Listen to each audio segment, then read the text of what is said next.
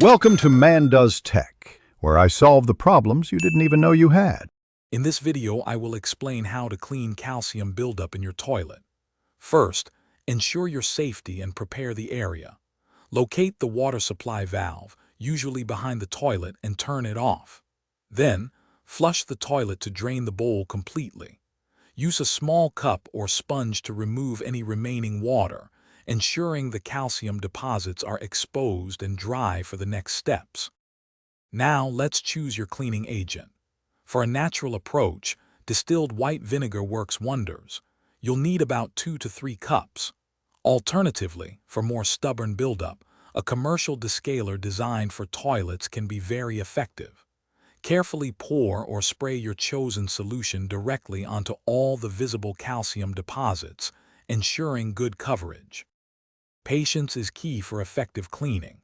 Let the cleaning solution soak for at least 3 to 4 hours to break down the calcium. For extremely stubborn deposits, allowing it to sit overnight will yield better results.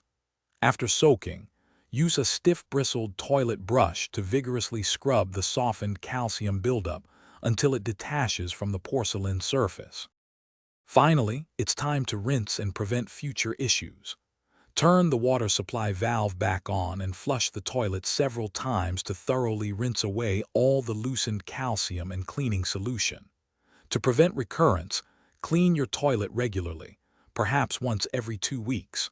For homes with very hard water, installing a water softener can significantly reduce future buildup. Thanks for watching. If you found this helpful, don't forget to like and subscribe.